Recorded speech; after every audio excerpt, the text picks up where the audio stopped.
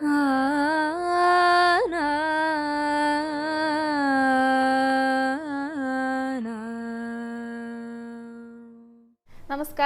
Guruvayur devotees ഓൺലൈനിലേക്ക് ഏവർക്കും സ്വാഗതം. സർവം കൃഷ്ണമയം. കൃഷ്ണായ വാസുദേവായ ദേവകീനന്ദനായ ച നന്ദഗോപകുമാരായ ഗോവിന്ദായ നമോ നമഃ.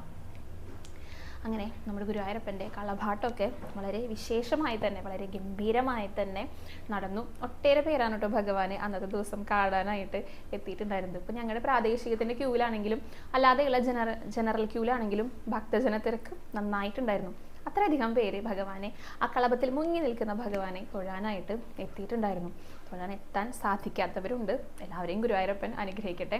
അപ്പോൾ ഈ കളഭാട്ടത്തിൻ്റെ കളഭമുണ്ടല്ലോ, കുറച്ച് നമുക്ക് ലഭിച്ചിട്ടുണ്ട് കേട്ടോ. തൊടാനായിട്ട് ആഗ്രഹിക്കുന്നവർ തീർച്ചയായിട്ടും ഉണ്ടാകും.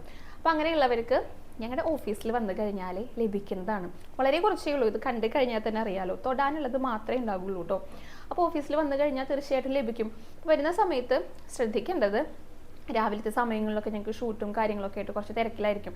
ഒരു മണിക്ക് ശേഷം വരാനായിട്ട് ശ്രദ്ധിക്കുക കേട്ടോ. ഒന്ന് വിളിച്ച് നോക്കിയിട്ട് വരാം. ഞങ്ങളിവിടെ ഉണ്ടോ ഇല്ലേന്നൊന്ന് ഉറപ്പ് വരുത്തിയിട്ട് വന്നു കഴിഞ്ഞാൽ ഇത് തൊടാനായിട്ട് സാധിക്കും കേട്ടോ. തീർച്ചയായിട്ടും അങ്ങനെ ആഗ്രഹിക്കുന്നവരുണ്ടായിരിക്കും.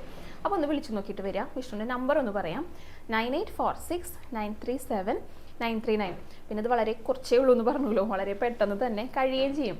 കഴിഞ്ഞ വർഷം തന്നെ കളഭാട്ടത്തിൻ്റെ ഈ ഒരു കളഭം ലഭിച്ചപ്പോൾ വിഷ്ണു അത് ലൈവിലൂടെയാണ് പറഞ്ഞിട്ടുണ്ടായിരുന്നത്. ആവശ്യമുള്ളവരെ, ആഗ്രഹിക്കുന്നവർക്ക് വന്ന് തൊടാന്നുള്ളത്. അപ്പോൾ ആ ലൈവ് നടന്നുകൊണ്ടിരിക്കുന്ന സമയത്ത് അത് കണ്ടുകൊണ്ടിരുന്ന ഒരു ഭക്തനെ ഇവിടുന്ന് ഓടി വന്നിട്ട് വേഗം വന്നിട്ട് തൊട്ടു എന്ന് പറഞ്ഞിട്ടുണ്ടായിരുന്നു വിഷ്ണു. അപ്പോൾ അത് വളരെ പെട്ടെന്ന് തന്നെ അത് കഴിയുകയും ചെയ്തു. അതുകൊണ്ട് തന്നെ വളരെ കുറച്ചേ ഉള്ളൂ. ആഗ്രഹിക്കുന്നവരെ വളരെ വേഗം തന്നെ വന്നിട്ട് തൊടാനായിട്ടൊന്ന് ശ്രദ്ധിക്കുക കേട്ടോ. അപ്പോൾ നമ്മുടെ ഓഫീസിൽ ഇത് വെച്ചിട്ടുണ്ട്. പിന്നെ ഒരു പ്രധാനപ്പെട്ട കാര്യം പറയാനുള്ളത്, ഇനി വരുന്നത് വൈകുണ്ഠ ഏകാദശിയാണ്. ഡിസംബർ 31-ാം തീയതിയാണ് സ്വർഗവാതിൽ ഏകാദശി അഥവാ വൈകുണ്ഠ ഏകാദശി വരുന്നത്. അപ്പോൾ ഏകാദശിയുടെ വ്രതം എങ്ങനെയാണ് എടുക്കേണ്ടത്, അതിനെക്കുറിച്ചാണ് നമ്മൾ ഇന്നത്തെ വീഡിയോയിൽ പ്രധാനമായിട്ട് പറയാനായിട്ട് പോകുന്നത് കേട്ടോ. പിന്നെ ഒരു കഥയും കൂടെ ഉൾപ്പെടുത്താമെന്ന് വിചാരിക്കുന്നുണ്ട്. അത് കൂടാതെ അലങ്കാരവും പറയുന്നുണ്ട്. ഗുരുവായൂരപ്പൻ്റെയും ഭഗവതി അമ്മയുടെയും ഗണപതിയുടെയും അയ്യപ്പൻ്റെയും ഒക്കെ അലങ്കാരങ്ങളും പറയുന്നുണ്ട് കേട്ടോ. അപ്പോൾ വീഡിയോ മുഴുവനായിട്ട് കാണാൻ ശ്രമിക്കാം. നമുക്ക് ആദ്യം തന്നെ ഗുരുവായൂരപ്പൻ്റെ ഇന്നലത്തെ അലങ്കാരത്തിലേക്ക് കടക്കാം. ഇന്നലെ നമ്മുടെ ഗുരുവായൂരപ്പനെ ഒരു ചെറിയ ഉണ്ണിയായിട്ടാണ് കേട്ടോ, ഒരു മുട്ടുകുത്തിക്കണ്ണനായിട്ടായിരുന്നു അലങ്കാരമായിട്ട് ചാർത്തിയിട്ടുണ്ടായിരുന്നത്. ഒരു മുട്ടുകുത്തുക എന്നൊക്കെ പറഞ്ഞു കഴിഞ്ഞാൽ 1 വയസ്സിൽ താഴെയുള്ള കുട്ടികളാണല്ലോ സാധാരണയായിട്ട് മുട്ടുകുത്തി നടക്കുക. അപ്പം അങ്ങനെ ചെറിയൊരു ഉണ്ണിയായിട്ടാണ് വെണ്ണ കൊണ്ടുകൊണ്ടിരിക്കുകയാണ് കേട്ടോ. ഒരു തലയിൽ വെണ്ണയൊക്കെ കൊണ്ടുവന്ന് വെച്ചിട്ടുണ്ട്. മോഷ്ടിക്കാനൊന്നും പോയിട്ടില്ല, ചെറിയ ഉണ്ണിയാണല്ലോ. അപ്പോൾ യശോദാമ്മ തന്നെ കൊണ്ടുവന്ന് വെച്ചിരിക്കുക. അതിങ്ങനെ വളരെ രസമായിട്ട് എടുത്ത് കഴിച്ചുകൊണ്ടിരിക്കും. നല്ല സന്തോഷത്തോടു കൂടി, ആ വെണ്ണ കിട്ടിയ സന്തോഷമാണ് മുഖത്തെ. പിന്നെ നമ്മളെയൊക്കെ കാണുന്ന ഒരു സന്തോഷം കൂടി ഉണ്ടല്ലോ. ചെറിയ കുട്ടികൾക്ക് ഇങ്ങനെ വിരുന്നുകാർ അങ്ങനെയൊക്കെ വന്നു കഴിഞ്ഞാൽ നല്ല സന്തോഷമല്ലേ. അപ്പോൾ ഭഗവാനെ കാണാനായിട്ട് ഒരുപാട് പേര് വരുമ്പോൾ ഭഗവാനും നല്ല സന്തോഷമല്ലേ. പിന്നെ വെണ്ണയും കൂടെയും കിട്ടിക്കഴിഞ്ഞാൽ എന്തൊരു ചിരിയാണെന്നറിയോ മുഖത്ത്. പ്രത്യേകിച്ച് ചെറിയ കുഞ്ഞുങ്ങൾ ഇങ്ങനെ ഇരുന്നിട്ട് ഭക്ഷണം കഴിക്കുന്നത് കാണാൻ ഒരു പ്രത്യേക രസമല്ലേ. അവരിങ്ങനെ തനിയെ കഴിക്കുമ്പോൾ ആ മുഖത്ത് ഇവിടെ ഇങ്ങനെ വെച്ച് തേച്ചിട്ട് അതൊരു പ്രത്യേക ഭംഗിയൊക്കെ കാണാനായിട്ട് എനിക്ക് നല്ല ഇഷ്ടമാട്ടോ. കുട്ടികളിങ്ങനെ ഭക്ഷണം കഴിക്കുന്നത് കാണാനായിട്ട് അവരുടെ വയറൊക്കെ നിറഞ്ഞു കാണുമ്പോൾ പൊതുവെ അമ്മമാർക്കൊക്കെ നല്ല സന്തോഷമാണ്. അപ്പം അങ്ങനെ രസമായിട്ടുള്ള നമുക്ക് എല്ലാവർക്കും സന്തോഷം തരുന്ന ഒരു കാഴ്ച തന്നെയായിരുന്നു ഇന്നലെ ശ്രീലകത്ത് ഉണ്ടായിരുന്നത്. മുട്ടുകുത്തിയിരുന്നിട്ട് വെണ്ണയുണ്ടുകൊണ്ടിരിക്കുന്ന ഉണ്ണിക്കണ്ണനായിരുന്നു കേട്ടോ. ചെറിയൊരു ഉണ്ണിയായിട്ടാണ് ചാർത്തിയിരിക്കുന്നത്. നല്ല ഭംഗിയുണ്ട് കാണാനായിട്ടും. ഒരു തിരുമുടി മാല ഉണ്ടായിരുന്നു, അതിൽ താമരയും തെച്ചിയും കൂടെയാണ് കോർത്തിട്ടുണ്ടായിരുന്നത്. പിന്നെ ഒരു ഉണ്ടമാല ഉണ്ട് കേട്ടോ, നല്ല തടിച്ചു കൊണ്ടിട്ടുള്ള ഉണ്ടമാലയാണ്. അതിൽ 3 നിറങ്ങളുണ്ട്. അതായത് തുളസിയുണ്ട്, തെച്ചിയുണ്ട്, താമരയുടെ ഇതിലുണ്ട്. അതിങ്ങനെ മാറി മാറി മാറി കോർത്തിരിക്കാം. അതിന് നടുക്കാണ് വെണ്ണയുണ്ടുകൊണ്ട് നമ്മുടെ വെണ്ണക്കുട്ടി, വെണ്ണക്കണ്ടൻ ഇരിക്കുന്നുണ്ടായിരുന്നു കേട്ടോ. നല്ല ഭംഗിയിൽ തിരുമുടിയൊക്കെ ഉണ്ട്, ഒരു പീലിയൊക്കെ വെച്ച് കൊടുത്തിട്ടുണ്ട്. നെറ്റിയിലൊരു ഗോപി തിലകുണ്ട്. പിന്നെ കാതുകളിലും ഇന്നലെ തിലകം തന്നെയാണ് കേട്ടോ, സ്വർണ്ണ തിലകങ്ങൾ തന്നെയാണ് വെച്ചിരിക്കുന്നത്. നല്ല ഭംഗിയുള്ള പുഞ്ചിരിയോട് കൂടിയിട്ട് ഒന്ന് കണ്ണടച്ചൊന്ന് നമ്മളൊന്ന് സങ്കല്പിച്ച് കഴിഞ്ഞാൽ ആ ചിത്രം ഒന്ന് കണ്ടു കഴിഞ്ഞാൽ മനസ്സിലെ ആ വെണ്ണയൊക്കെ ഇങ്ങനെ മുഖത്ത് ഇങ്ങനെ വെച്ച് തേച്ചിരിക്കുന്നത് നമുക്ക് കാണാനായിട്ട് സാധിക്കും കേട്ടോ. അത്രയും കൗതുകകരമായിട്ടുള്ള ഒരു കാഴ്ചയായിരുന്നു. 2 മാലയൊക്കെ അണിഞ്ഞിട്ടുണ്ട്. ഒരു വളയം പോലത്തെ മാല, പിന്നെ ഒരു മാല, കൈവളകളും തോൾവളകളും ഒക്കെ അണിഞ്ഞിട്ടുണ്ട്. ഇടത്തെ കൈ ഇങ്ങനെ നിലത്ത് കുത്തിയിട്ടുണ്ട് കേട്ടോ. അവിടെ ഒരു ഓടക്കുഴൽ വെച്ചിട്ടുണ്ട്. പിന്നെ തലയിൽ നിന്ന് എടുത്ത് കഴിച്ചുകൊണ്ടിരിക്കുകയാണ് വെണ്ണ. അരയിലേക്ക് ഇങ്ങനെയൊക്കെ കെട്ടിയിട്ട് പട്ടുകോണൊക്കെ കൊടുത്തിട്ട് കുഞ്ഞിക്കാലുകളിൽ തലയൊക്കെ ഇട്ടിട്ട് മുട്ടുകുത്തിയിരിക്കുന്ന മുട്ടുകുത്തിക്കണ്ണനായിട്ടായിരുന്നു ഇന്നലെ ശ്രീലകത്ത് അലങ്കാരം ഉണ്ടായിരുന്നത്.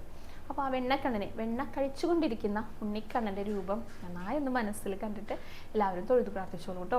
എല്ലാവരും ഗുരുവായൂരപ്പൻ്റെ പാദങ്ങളിൽ നന്നായി ഒന്ന് നമസ്കരിച്ചോളൂ.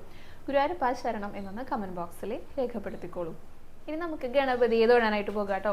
ഗണപതിക്ക് നല്ല മഞ്ഞയാണ്, നല്ല തിളക്കം, സ്വർണ്ണ നിറമാണെന്ന് പറയാം. മഞ്ഞയും സ്വർണവും കൂടി കലർന്നിട്ടുള്ള ഒരു ഉടയാടയായിരുന്നു ഇന്നലെ അണിഞ്ഞിട്ടുണ്ടായിരുന്നത്. പിന്നെ തുമ്പിയിൽ ഒരു പൊട്ട് വെച്ചിട്ടുണ്ട് കേട്ടോ. ഒരു സ്വർണ്ണ നിറത്തിലൊരു മാല ഇട്ടിട്ടുണ്ട്. നെറ്റിയിലും ചെറിയൊരു സ്വർണ്ണ ഗോപി വെച്ചിട്ടുണ്ട്. പിന്നെ കിരീടമാണ്, ഒരു ചുവന്ന കല്ല് പതിപ്പിച്ചിട്ടുള്ള ഗണപതിയുടെ വലിയൊരു കിരീടം, അതാണ് ശിരസിലാണ് ഇരിക്കുന്നത്. പിന്നെ ചെറിയ ചെറിയ സ്വർണ്ണപ്പൂക്കൾ കൊണ്ട് ഇങ്ങനെ ചുറ്റിലും ചെറിയൊരു അലങ്കാരം കൂടെ ചെയ്തിട്ടുണ്ട്. അങ്ങനെയാണ് ഇന്നലെ ഗണപതി ഇരിക്കുന്നുണ്ടായിരുന്നു കേട്ടോ. അപ്പോൾ എല്ലാവരും ഗണപതിയുടെയും ആ ഒരു രൂപം നന്നായി മനസ്സിൽ കണ്ടിട്ട് തൊഴുത് പ്രാർത്ഥിച്ചോളൂ. എല്ലാവരും ഗണപതിക്ക് മുന്നിൽ വന്ന് ഏത്തമിട്ടോളൂ കേട്ടോ. ഇനി നമുക്ക് ഭഗവതി അമ്മേനെ തൊഴാനായിട്ട് പോകാം.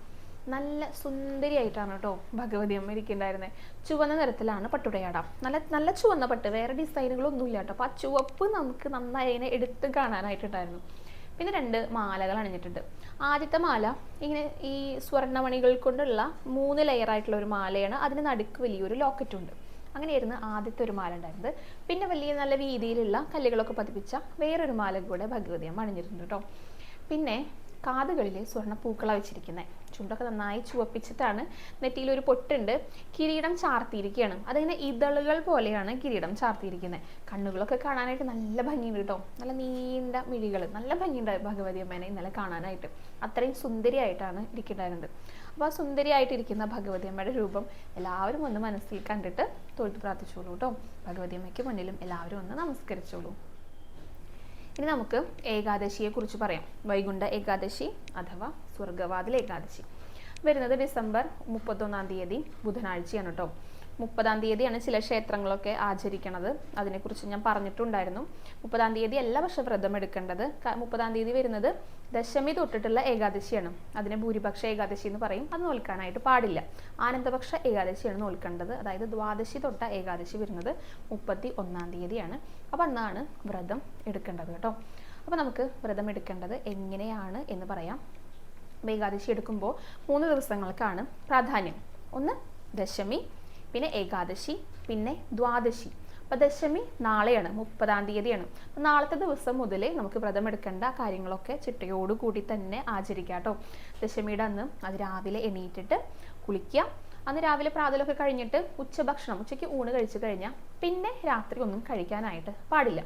അങ്ങനെയാണ് പറയുക. പിന്നെ പിറ്റത്തെ ദിവസം ഏകാദശിയുടെ അന്ന്, അതായത് ഡിസംബർ 31-ാം തീയതി ഇതേപോലെ രാവിലെ നേരത്തെ എണീറ്റ് കുളിച്ചു കഴിഞ്ഞാൽ തീർത്ഥം സേവിച്ചുകൊണ്ട് വ്രതം നോറ്റു തുടങ്ങാം കേട്ടോ. തീർത്ഥം എന്ന് ഉദ്ദേശിക്കുന്നത് തുളസി തീർത്ഥമാണ്. ക്ഷേത്രങ്ങളിൽ നിന്നുള്ള തീർത്ഥം സേവിക്കരുത് എന്ന് പറഞ്ഞിട്ടുണ്ട്. കാരണം അതിൽ അക്ഷതമുള്ളതുകൊണ്ട് ഉപവാസത്തോട് കൂടിയിട്ടാണല്ലോ ഏകാദശി എടുക്കുക. അതുകൊണ്ട് തുളസി തീർത്ഥം സേവിച്ചുകൊണ്ട് നമുക്ക് വ്രതം നോറ്റു തുടങ്ങാം. പിന്നെ ഏകാദശിയുടെ അന്ന്, അതായത് 31-ാം തീയതി പൂർണ്ണമായിട്ടുള്ള ഉപവാസം, അതായത് ഒന്നും തന്നെ കഴിക്കാനായിട്ട് പാടില്ല.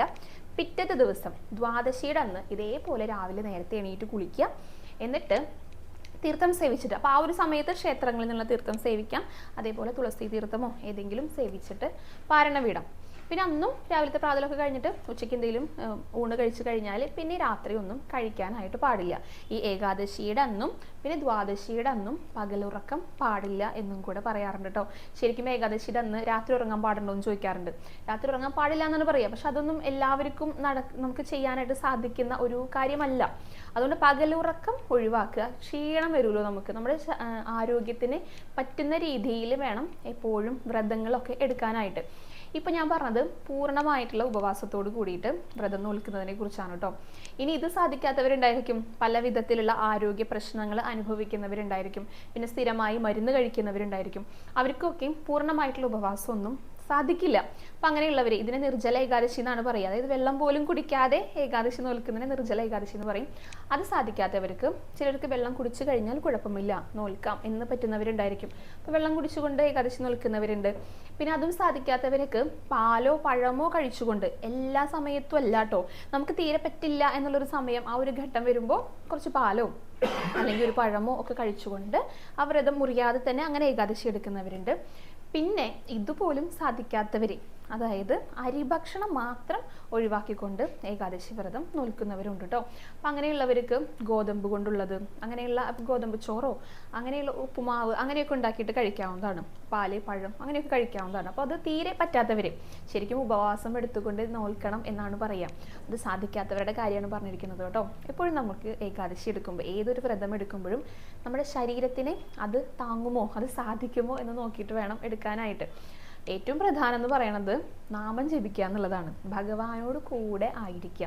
നമ്മൾ എവിടെ പോകുകയാണെങ്കിലും നാമം ചൊല്ലിക്കഴിഞ്ഞാൽ നമുക്ക് ക്ഷേത്രങ്ങളിൽ പോകാനായിട്ട് സാധിക്കാത്തവരുണ്ടായിരിക്കും. ഇപ്പോൾ പീരീഡ്സ് ആയവരൊക്കെ ഉണ്ടായിരിക്കും. അവർക്കൊക്കെ തീർച്ചയായിട്ടും ഏകാദശി വ്രതം നോൽക്കാട്ടോ. ക്ഷേത്രത്തിൽ പോകാൻ പറ്റില്ല, തീർത്ഥം സേവിക്കാൻ പറ്റില്ല എന്ന് മാത്രമേ ഉള്ളൂ. വീട്ടിലിരുന്നു കൊണ്ട് ഈ വ്രതം ചിട്ടയോടുകൂടി തന്നെ അനുഷ്ഠിക്കാവുന്നതാണ്. അപ്പം അങ്ങനെയുള്ള സമയത്തൊക്കെ നാമം ജപിക്കാം. ക്ഷേത്രങ്ങളിൽ പോകാത്തവർക്കും നാമം ചൊല്ലിക്കൂടെ? യാതൊരുവിധ ശുദ്ധാശുദ്ധങ്ങളും ഇല്ല നാരായണ നാമത്തിന്. അപ്പം നാമം ചൊല്ലാം. ക്ഷേത്രങ്ങളിൽ പോകാൻ സാധിക്കുന്നവർ ക്ഷേത്രങ്ങളിൽ പോവുക. അവിടെ ചെന്നാലും ഭഗവാനോട് കൂടെ ആയിരിക്കാനായിട്ട് ശ്രദ്ധിക്കുക. അതാണ് പ്രധാനപ്പെട്ട കാര്യം. നാമം ചൊല്ലുക, ഭഗവാന്റെ ഇപ്പോൾ നാരായണീയം വായിക്കാം. അങ്ങനെയുള്ള ഭഗവാനെക്കുറിച്ചുള്ള കഥകൾ കേൾക്കുക, പറയുക, വായിക്കുക, അതൊക്കെ ചെയ്യാം. അപ്പം അതൊക്കെയാണ് ഇന്നത്തെ അല്ലെങ്കിൽ ഏകാദശിയുടെ ദിവസം നമ്മൾ ചെയ്യേണ്ടതായിട്ടുള്ള കാര്യങ്ങൾ കേട്ടോ. പിന്നെ ഏകാദശി വ്രതത്തെക്കുറിച്ച് പറയുമ്പോൾ വരുന്നൊരു ചോദ്യമാണ് ഏതൊക്കെ ഭക്ഷണങ്ങൾ കഴിക്കാം, ഏതൊക്കെ കഴിക്കാൻ പാടില്ല എന്നുള്ളത്. അതിനെക്കുറിച്ച് വിശദമായിട്ട് ഞാൻ ഒരിക്കൽ പറഞ്ഞിട്ടുണ്ട്. എന്നിരുന്നാൽ കൂടെ ഒന്നും കൂടെ പറയാം കേട്ടോ. നമ്മളിങ്ങനെ കുഴിച്ചിട്ടാൽ മുളയ്ക്കുന്നതൊന്നും കഴിക്കരുതെന്നാണ് പറയുക. പയറുവർഗ്ഗങ്ങൾ, ധാന്യങ്ങൾ ഒന്നും കഴിക്കരുതെന്നാണ് പറയുക. അപ്പോൾ അതൊന്നും ശ്രദ്ധിക്കുക. പിന്നെ ഗോതമ്പ് കഴിക്കുന്നത്, അതിനോട് ഉദ്ദേശിക്കുന്നത് നമ്മൾ മലയാളികൾ, കേരളത്തിലുള്ളവർ കൂടുതലായിട്ടും അരിഭക്ഷണമാണല്ലോ കഴിക്കുക. അപ്പോൾ അത് ഒഴിവാക്കുക. അതുകൊണ്ടാണ് അരിഭക്ഷണം ഒഴിവാക്കിയിട്ട് പിന്നെ ഗോതമ്പ് തീരെ പറ്റാത്തവർക്ക് ഗോതമ്പ് കഴിക്കാം എന്ന് പറയണത് കേട്ടോ. പിന്നെ ഇതിനോടൊപ്പം വരുന്ന ഒരു ചോദ്യമാണ് ഗുരുവായൂർ ക്ഷേത്രത്തിലെ ഈ വൈകുണ്ഠ ഏകാദശിയുടെ അന്ന് ഗോതമ്പ് ചോറ് ഉണ്ടോ എന്നുള്ളത്. ഉണ്ട് എന്നാണ് പറയാനുള്ളത് കേട്ടോ. അപ്പോൾ ഗുരുവായൂർ വന്ന് ആചരിക്കുന്നവർക്ക് ഇവിടെ ഗോതമ്പ് ചോറുണ്ട്. പിന്നെ വേറൊരു കാര്യം, പാരണ വിടുന്ന സമയത്തെക്കുറിച്ചും കൂടെ ഒരു സംശയം വരും. അപ്പോൾ നമ്മളിപ്പോൾ 30-ാം തീയതി ഇപ്പോൾ ക്ഷേത്രങ്ങളിൽ ആചരിക്കുന്ന രീതിയിലാണ് ഏകാദശി നോൽക്കുന്നതെങ്കിൽ, അങ്ങനെ ഇപ്പോൾ നമ്മുടെ തൃശ്ശൂർ ജില്ലയിൽ തന്നെയാണെങ്കിൽ തിരുവമ്പാടിയിലെ അതുപോലെ തന്നെ നെല്ലുവായി ക്ഷേത്രത്തിലൊക്കെ 30-ാം തീയതിയാണ് ആഘോഷിക്കുന്നത് ഈ ഏകാദശി, വൈകുണ്ഠ ഏകാദശി ആചരിക്കുന്നത്. അപ്പോൾ അവിടെ ആ ഒരു ക്ഷേത്രത്തിൻ്റെ രീതിയിലാണ് നിങ്ങൾ ആചരിക്കുന്നതെങ്കിൽ ആ ഒരു ദിവസം 30-ാം തീയതി ഏകാദശി എടുത്തിട്ട് 31-ാം തീയതി രാവിലെ 6 മണിക്കും 8 മണിക്കും ഉള്ളിൽ പാരണം വിടാം. ശരിക്കും ഏകാദശി എടുക്കേണ്ടത് 31-ാം തീയതിയാണെന്ന് പറഞ്ഞു. അപ്പം അങ്ങനെ എടുക്കുന്നവരാണെങ്കിൽ പിറ്റേ ദിവസം, അതായത് 1-ാം തീയതി രാവിലെ വിളിച്ചിട്ട് 6 മണിക്കും 8 മണിക്കും ഉള്ളിൽ പാരണം വിടാവുന്നതാണ് കേട്ടോ. പിന്നെ വേറൊരു കാര്യം എന്ന് പറയുന്നത്, ഇപ്പോൾ 30-ാം തീയതിയാണ് ക്ഷേത്രത്തിൽ ആചരിക്കുന്നതെങ്കിൽ അന്ന് പിറ്റേ ദിവസം ഏകാദശി എടുക്കുന്നവർ എങ്ങനെയാണ് ദ്വാദശി പണം സമർപ്പിക്കുക? അങ്ങനെയും കൂടെ ഒരു ചോദ്യം ഉണ്ടല്ലോ.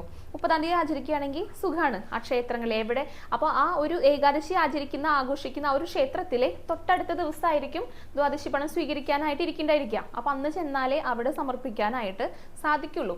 ഇനിയിപ്പോൾ 31-ാം തീയതി ഏകാദശി വ്രതം നോൽക്കുന്നവർക്ക് 1-ാം തീയതിയാണല്ലോ സമർപ്പിക്കാനായിട്ട് സാധിക്കുക. അപ്പോൾ അത് സ്വീകരിക്കാനായിട്ട് ആരും അവിടെ ഇരിക്കേണ്ടായിരിക്കില്ല. അപ്പം അങ്ങനെയുള്ള സമയങ്ങളിൽ തൊട്ടടുത്ത ക്ഷേത്രങ്ങളിൽ കൊണ്ടുപോയിട്ട് സമർപ്പിക്കാവുന്നതാണ് കേട്ടോ. ഇവിടെ പ്രധാനമായിട്ട് ഉദ്ദേശിക്കുന്നത് ഏകാദശി നോറ്റി കഴിഞ്ഞാൽ നമ്മൾ എന്തെങ്കിലും ദാനം ചെയ്യുക, അതാണ് ഉദ്ദേശിക്കുന്നത്. അപ്പോൾ ഏകാദശിയുള്ള ക്ഷേത്രങ്ങളിലെ ദ്വാദശി പണം സമർപ്പിക്കാൻ സാധിക്കാത്തവർക്ക് തൊട്ടടുത്തുള്ള ക്ഷേത്രങ്ങളിൽ എന്തെങ്കിലും സമർപ്പിക്കാം കേട്ടോ. ദാനമായിട്ട് ആ ഒരു ദ്വാദശി പണം എന്ന് സങ്കല്പിച്ചുകൊണ്ട് പ്രാർത്ഥിച്ചുകൊണ്ട് സമർപ്പിക്കാം. അത്രേ ചെയ്യാനായിട്ട് സാധിക്കുള്ളൂ. അപ്പം അങ്ങനെയൊക്കെയുള്ള കാര്യങ്ങളാണ് പൊതുവായിട്ട് ശ്രദ്ധിക്കാനുള്ളത്. ഒരുവിധം എല്ലാ കാര്യങ്ങളും ഉൾക്കൊള്ളിച്ചിട്ട് വളരെ ചുരുക്കി തന്നെ പറഞ്ഞു തന്നു എന്ന് വിശ്വസിക്കുകയാണ് കേട്ടോ. അപ്പം ഇനിയും സംശയം ഉണ്ടെങ്കിൽ ഈ വീഡിയോയ്ക്ക് ചുവടെയായിട്ട് ചോദിച്ചോളൂ. എന്തായാലും നാളെയാണ് ദശമി വരുന്നത്. പിന്നെ 31-ാം തീയതി ഏകാദശി, പിന്നെ 1-ാം തീയതി ദ്വാദശി. അപ്പോൾ അങ്ങനെയാണ് ശരിക്കും ആചരിക്കേണ്ടത് കേട്ടോ. ഇനി ഇതിനോടൊപ്പം തന്നെ ഹരിവാസര സമയം കൂടെ പറയാണ് കേട്ടോ. ഡിസംബർ 30 രാത്രി 10:12 മുതൽ ഡിസംബർ 31 രാവിലെ 10:12 വരെയാണുള്ളത്. ഭൂമിയിൽ ഭഗവാന്റെ സാന്നിധ്യം ഉണ്ടാകുന്ന ഒരു സമയമാണ്. എപ്പോഴും ഇന്ന സമയം മുതൽ തുടങ്ങി ഇന്ന സമയത്ത് അവസാനിപ്പിക്കുക. അപ്പോൾ ആ ഒരു സമയത്തിൽ ചിലപ്പോൾ ചിലർക്കൊന്നും സാധിച്ചു എന്ന് വരില്ല, വളരെ അപൂർവം പേർക്ക്. അപ്പം അങ്ങനെയുള്ളവരൊന്നും സങ്കടപ്പെടണ്ട കേട്ടോ. ഈ സമയങ്ങളൊക്കെ നിശ്ചയിച്ചിരിക്കുന്നത് നമ്മൾ തന്നെയാണ് അല്ലേ. പഞ്ചാംഗമൊക്കെ നോക്കിയിട്ടാണ് അതൊക്കെ നിശ്ചയിക്കുന്നത്. എങ്കിൽ കൂടെ നമ്മൾ അത് ആ ഒരു വ്രതം അത് നോൽക്കുക എന്നുള്ളതാണ് പ്രധാനം. നമ്മൾ വ്രതം നമ്മളെ കൊണ്ടാകുന്ന രീതിയിൽ വളരെ നല്ല രീതിയിൽ നോൽക്കുക, ഭഗവാനെ നന്നായി പ്രാർത്ഥിക്കുക, ഭഗവാൻ അത് സമർപ്പിക്കുക. ഭഗവാനെ എന്നെക്കൊണ്ട് ആകുന്ന രീതിയിൽ വളരെ നന്നായി തന്നെ ഞാൻ വ്രതം നോറ്റിട്ടുണ്ട്, അങ്ങ് അത് സ്വീകരിക്കണം എന്ന് ഭഗവാന്റെ അടുത്ത് പറയാം. നമ്മൾ അറിയാതെ സംഭവിക്കുന്ന തെറ്റുകുറ്റങ്ങളൊക്കെ ക്ഷമിക്കാനായിട്ട് തന്നെയാണ് ഭഗവാൻ ഇരിക്കുന്നത്. അപ്പം അങ്ങനെയുള്ള ചെറിയ മാറ്റങ്ങൾ, അല്ലെങ്കിൽ അയ്യോ എനിക്ക് ആ സമയത്ത് അത് സാധിച്ചില്ലല്ലോ, അങ്ങനെയൊന്നും ചിന്തിക്കേണ്ട കേട്ടോ. നമ്മൾ സന്തോഷത്തോട് കൂടിയിട്ട് ഭക്തിയോട് കൂടിയിട്ട് വ്രതം നോൽക്കുക, അത് ഭഗവാന് സമർപ്പിക്കുക. തീർച്ചയായിട്ടും ഭഗവാൻ അത് സ്വീകരിക്കും കേട്ടോ. അപ്പോൾ ഈ വരുന്ന സ്വർഗവാതിൽ ഏകാദശി അഥവാ വൈകുണ്ഠ ഏകാദശി എല്ലാവർക്കും നോൽക്കാനായിട്ട് സാധിക്കട്ടെ. ഈ വീഡിയോ കാണുന്നവർക്കെങ്കിലും നോൽക്കാനായിട്ട് സാധിക്കട്ടെ എന്ന് തന്നെ പ്രാർത്ഥിക്കുകയാണ് കേട്ടോ. എല്ലാവർക്കും ഗുരുവായൂരപ്പൻ്റെ അനുഗ്രഹം ഉണ്ടാകട്ടെ. നേരത്തെ പറഞ്ഞതുപോലെ എന്തെങ്കിലും സംശയങ്ങൾ ഇനി ഉണ്ടെങ്കിൽ നമ്മുടെ ഈ ഒരു വീഡിയോയ്ക്ക് ചുവടെ ചോദിച്ചു കഴിഞ്ഞാൽ നാളെ തന്നെ അത് പറയുന്നതായിരിക്കും കേട്ടോ. ഇനി ഒരു കുട്ടിക്കഥ പറയാട്ടോ. വലിയൊരു കഥയാണ്, ചെറുതാക്കി പറയാണ്. കുമാരനെല്ലൂർ അമ്മയുടെ കഥയാണ് കേട്ടോ. കേരളത്തിലെ 108 ദുർഗാലയങ്ങളിൽ ഒന്നാണ് കുമാരനെല്ലൂർ ഭഗവതി. ആ പേര് ലഭിച്ചതിന് പുറകിൽ കുറച്ച് പേർക്കൊക്കെ അറിയണ്ടായിരിക്കും, എന്നാലും ആ കഥ ഒരിക്കൽ കൂടെ പറയാം. കുമാരനെല്ലൂർ എന്ന് പറഞ്ഞാൽ കുമാരനല്ലാത്ത ഊരെന്നാണ് അതിൻ്റെ അർത്ഥം. അപ്പം അതിന് പുറകിൽ പറയുന്ന കഥ എന്ന് പറയുന്നത് ദേവി ഓടിയിട്ട് വന്ന് കുടികൊണ്ട ഒരു ക്ഷേത്രമാണെന്നാണ് പറയണേ. മധുര മീനാക്ഷി ദേവി ആയിരുന്നു. അവിടെ പൂജിച്ചിരുന്ന ആ ഒരു ശാന്തിക്കാരനുണ്ടായിരുന്നു, വളരെ വലിയ ഭക്തനായിരുന്നു അദ്ദേഹം. അങ്ങനെ ഇരിക്കെ ഒരു ദിവസം ദേവിയുടെ മൂക്കുത്തി കാണാതെ പോയിട്ടോ. മൂക്കുത്തി കാണാതെ പോയി കഴിഞ്ഞാൽ അത് സ്വർണ്ണമായിരിക്കുമല്ലോ, അത് നഷ്ടപ്പെട്ടു പോയി കഴിഞ്ഞാൽ ഈ മേൽശാന്തിക്കായിരിക്കും അതിൻ്റെ ഉത്തരവാദിത്വം ഉണ്ടായിരിക്കാം. അങ്ങനെ പാണ്ഡ്യ രാജാവ് ഇദ്ദേഹത്തെ വിളിച്ചു വരുത്തിയിട്ട് പറഞ്ഞു, 40 ദിവസത്തിനകം ഇദ്ദേഹം കുറ്റം ആരോപിക്കപ്പെട്ടു. കാരണം അദ്ദേഹത്തിൻ്റെ ചുമതലയായിരുന്നു അതെല്ലാം സൂക്ഷിക്കുക എന്നുള്ളത്. അപ്പോൾ അത് കൈമോശം വന്നപ്പോൾ ഈ പാണ്ഡ്യ രാജാവ് പറഞ്ഞു, 40 ദിവസത്തിനകം ഇത് തിരികെ ലഭിച്ചില്ലെങ്കിൽ കൊന്നുകളയും, അതായത് തക്കതായിട്ടുള്ള ശിക്ഷ അദ്ദേഹത്തിന് നൽകും എന്ന് രാജാവ് പറഞ്ഞു. അപ്പോൾ ഇദ്ദേഹത്തിന് ആകെ സങ്കടമായിട്ടോ. ഇദ്ദേഹം അത് എടുത്തിട്ടില്ല, പക്ഷെ എവിടെ പോയി ഇദ്ദേഹത്തിന് അറിയുന്നുമില്ല. വളരെ വലിയ ഭക്തനും കൂടിയാണ് അദ്ദേഹം. കുറേയൊക്കെ അലഞ്ഞു തിരിഞ്ഞ് നടന്നു, ഇത് എവിടെയാണെന്ന് തപ്പി നോക്കുകയൊക്കെ ചെയ്തു, പക്ഷെ അദ്ദേഹത്തിന് ലഭിച്ചില്ല കേട്ടോ മൂക്കുത്തി. അങ്ങനെ 39ാമത്തെ ദിവസമായി. അദ്ദേഹത്തിന് ഉറക്കൊന്നുമില്ല. എങ്ങനെയൊക്കെയോ കണ്ണടഞ്ഞ ഒരു സമയത്ത് സ്വപ്നത്തിൽ അതിസുന്ദരിയായിട്ടുള്ള ഒരു യുവതി, ഭഗവതിയാണ് കേട്ടോ, വന്നിട്ട് പറഞ്ഞു, ഇനി ഇവിടെ നിൽക്കണ്ട, എങ്ങനെയെങ്കിലും ഇവിടെ നിന്ന് രക്ഷപ്പെട്ടോളൂ, ഇന്ന് ഇതേ രാത്രി തന്നെ ഇവിടെ നിന്ന് ഓടി രക്ഷപ്പെട്ടോളൂ എന്ന് സ്വപ്നത്തിൽ പെട്ടെന്ന് വന്ന് പറഞ്ഞു. അങ്ങനെ ഇദ്ദേഹം സ്വപ്നത്തിലാണ് കണ്ടതെങ്കിലും അത് സാക്ഷാൽ ഭഗവതി തന്നെയാണ് തനിക്ക് അങ്ങനെ പറഞ്ഞു തന്നത് എന്ന് ഇദ്ദേഹം വിചാരിച്ചു. കണ്ണു തുറന്ന് നോക്കിയപ്പോൾ അതുപോലെ തന്നെ അദ്ദേഹം ഓടാനായിട്ട് രക്ഷപ്പെടാനായിട്ട് തുടങ്ങിയിട്ടോ. അവിടെ നിന്ന് കഴിഞ്ഞാൽ അത് ഭഗവതി തന്നെയല്ലേ പറഞ്ഞത്, ഭഗവതിയുടെ വാക്കായി കണ്ടിട്ട് അദ്ദേഹം ഓടാനായിട്ട് നിൽക്കുമ്പോൾ ആ സ്വപ്നത്തിൽ കണ്ട അതേ യുവതി മുന്നിൽ പ്രത്യക്ഷപ്പെട്ടു. അപ്പോഴാണ് മനസ്സിലായത് ശരിക്കും അത് ഭഗവതിയാണെന്നുള്ളത്. ഞാൻ പറഞ്ഞു, ഞാനും അങ്ങയുടെ കൂടെ വരുവാണെന്ന് പറഞ്ഞിട്ട് ഭഗവതിയും ഇദ്ദേഹവും കൂടിയിട്ട്, ഈ മേൽശാന്തിയും കൂടിയിട്ട് ഓടി വരികയാണ് ചെയ്തത്. പിന്നെ വരുന്ന സമയത്തിന് ഇദ്ദേഹത്തിന് ആകെ തളർച്ചയൊക്കെയായി, കുറേ ദിവസമായിട്ട് ഉറക്കൊന്നുമില്ലല്ലോ ഇദ്ദേഹത്തിന്. അങ്ങനെ ഒരു വഴിയമ്പലത്തിൽ അവിടെ അരികെ കിടന്നിട്ട് ഇദ്ദേഹം ഉറങ്ങി. കുറേ ദൂരം അവർ ഓടിയിട്ടോ, എന്നിട്ട് അറിയാതെ ഇദ്ദേഹം ഉറങ്ങിപ്പോയി. ശരിക്കും ഇദ്ദേഹം ഓടി വരുന്ന ആ ഒരു സമയത്ത് അന്ന് അമാവാസ്യയായിരുന്നു. എന്നിരുന്നാൽ പോലും ഇരുട്ടൊന്നും ഉണ്ടായിരുന്നില്ല. നല്ല വെളിച്ചം കണ്ടുകൊണ്ട് അദ്ദേഹം ഓടി വന്നിരുന്നു. കാരണം ഭഗവതിയല്ലേ മുന്നിലോടുന്നേ. ഭഗവതിയുടെ ആ ആഭരണങ്ങൾ കൊണ്ടുള്ള ആ ഒരു ശോഭയിലെ വഴിയൊക്കെ നന്നായി തെളിഞ്ഞ് കണ്ടു എന്നാണ് പറയണത്. അങ്ങനെ ഈ വഴിയമ്പലത്തിൻ്റെ അരികെ അവിടെ വന്ന് കിടന്നുറങ്ങി. രാവിലെ എണീറ്റ് നോക്കിയപ്പോഴാണ് മനസ്സിലായത് കേരള രാജ്യം ഭരിച്ചിരുന്ന ചേരമാൻ പെരുമാൾ സുബ്രഹ്മണ്യന് വേണ്ടിയിട്ട്, കുമാരന് വേണ്ടിയിട്ട് പണി കഴിപ്പിച്ച ഒരു ക്ഷേത്രമായിരുന്നു അത് എന്ന് മനസ്സിലായത്. പക്ഷെ അവിടെ പ്രതിഷ്ഠ നടക്കുന്നതിന് മുൻപേ തന്നെ ഉള്ളിലേക്ക് നോക്കിയപ്പോൾ ഭഗവതി അവിടെ കുടികൊള്ളുന്നു. ഈ ഓടി വന്ന, ഈ മേൽശാന്തിയുടെ ഒപ്പം ഓടി വന്ന ഭഗവതിയാണ് അവിടെ കുടികൊണ്ടത്. അങ്ങനെയാണ് കുമാരനില്ലാത്ത, ഈ കുമാരന് വേണ്ടിയിട്ട് പണിത ക്ഷേത്രമാണെങ്കിലും കുമാരനല്ലാത്ത ഊര്, അതാണ് കുമാരനെല്ലൂർ എന്നുള്ള ഒരു പേര് ലഭിച്ചത് എന്നൊരു ഐതിഹ്യ കഥ കേട്ടിട്ടുണ്ട് കേട്ടോ. അപ്പോൾ ഇത് കുറച്ച് പേർക്കൊക്കെ അറിയുന്ന കഥ തന്നെയായിരിക്കും തീർച്ചയായിട്ടും. ശരിക്കും ഇത് വലിയൊരു കഥയാണ്, വളരെ വിശദമായി തന്നെ പറയേണ്ട ഒരു കഥയാണ് കേട്ടോ. എന്നാലും ഞാൻ ചുരുക്കി പറഞ്ഞിരിക്കുകയാണ്. പിന്നീട് ഒരു അവസരത്തിൽ നമുക്കിത് വളരെ വിശദമായി തന്നെ പറയാമെന്ന് വിചാരിക്കുകയാണ്. അപ്പോൾ കഥയും പറഞ്ഞു, ഏകാദശിയുടെ വ്രതമെടുക്കേണ്ട രീതികളും പറഞ്ഞു. പിന്നെ അത് കൂടാതെ കളഭത്തെക്കുറിച്ചും, കളഭാട്ടത്തിൻ്റെ കളഭത്തെയും കുറിച്ചും പറഞ്ഞു കേട്ടോ. ഒന്നുകൂടെ പറയുകയാണ്, താല്പര്യമുള്ളവർ നമ്മുടെ ഓഫീസിൽ വന്നു കഴിഞ്ഞാൽ അത് തൊടാവുന്നതാണ്. വിളിച്ചിട്ട് ഇവിടെ ഞങ്ങളുണ്ട് എന്ന് ഉറപ്പ് വരുത്തിയതിന് ശേഷം ഉച്ചയ്ക്ക് ശേഷം ഒരു മണിക്ക് ശേഷം വരാനായിട്ടൊന്ന് ശ്രദ്ധിക്കാം കേട്ടോ. പിന്നെ നാമജപത്തിൻ്റെ വിശേഷങ്ങൾ ഞാൻ അടുത്ത ദിവസം വന്നിട്ട് പറയാട്ടോ. ഇതിനോടൊപ്പം ഒരു കാര്യം കൂടെ പറയുന്നത്, നമ്മൾ സ്വർഗ്ഗവാതിൽ ഏകാദശിയെക്കുറിച്ച് മുൻപൊരിക്കൽ പറഞ്ഞപ്പോൾ അതിന് ചുവടെയായിട്ട് വന്നൊരു കമൻറ്റാണ്. ശരിക്കും തിരക്ക് നിയന്ത്രിക്കാൻ വേണ്ടിയിട്ടാണ് നെല്ലുവായി ക്ഷേത്രത്തിലെ ഒരു വാതിൽ കൂടെ കടന്നിട്ട് പുറകിലുള്ള മറ്റൊരു വാതിലിൽ കൂടെ പോകുന്നത്. അത് സ്വർഗ്ഗവാതിൽ കടക്കുക അല്ലെങ്കിൽ വൈകുണ്ഠത്തിലേക്ക് പ്രവേശിക്കുക എന്നല്ല ഉദ്ദേശിക്കുന്നത് പറഞ്ഞിട്ടുണ്ടായിരുന്നു കേട്ടോ. പക്ഷെ അങ്ങനെയല്ല, അതിലൊരു തിരുത്തുണ്ട്. തിരക്ക് നിയന്ത്രിക്കുക എന്ന് പറയുന്നത് സാധാരണ ഭക്തജനങ്ങളെ സംബന്ധിച്ചിടത്തോളം അല്ലെങ്കിൽ തൊഴാനായിട്ട് വരുന്നവരെ സംബന്ധിച്ചിടത്തോളം അത് ശരിയായിട്ടുള്ളൊരു കാര്യമാണ്. എന്നാലും യഥാർത്ഥമായിട്ട് സ്വർഗ്ഗവാതിൽ കടക്കുക അല്ലെങ്കിൽ വൈകുണ്ഠത്തിലേക്ക് പ്രവേശിക്കുക എന്ന് തന്നെയാണ് അത് അർത്ഥമാക്കുന്നത് കേട്ടോ. നമുക്കത് പറഞ്ഞു തരാനായിട്ട് ആരും ഇല്ലാത്തത് കൊണ്ടാണ് അങ്ങനെ ഒരു അറിവ് ചിലർക്കെങ്കിലും ഇല്ലാത്തത്. ശരിക്കും സ്വർഗ്ഗവാതിൽ കടക്കുക എന്ന് തന്നെയാണ് ഉദ്ദേശിക്കുന്നത്. അത് അറിഞ്ഞുകൊണ്ട് നമ്മൾ ചെയ്യുമ്പോഴാണ് അതൊരു സമർപ്പണമാകുന്നത്, അത് യാഥാർത്ഥ്യമാകുന്നത്. അപ്പോൾ ആ ഒരു കാര്യം കൂടെ ഒന്ന് ശ്രദ്ധിക്കാം. ഇന്നത്തെ വീഡിയോ ഇവിടെ അവസാനിക്കുകയാണ്. ഇന്ന് തൊഴാൻ പോയ വിശേഷങ്ങളും കൂടുതൽ വിശേഷങ്ങളും കഥയൊക്കെ ആയിട്ട് നാളത്തെ വീഡിയോയിൽ കാണാം കേട്ടോ. ഹരേ കൃഷ്ണ, ഹരേ ഗുരുവായൂരപ്പ.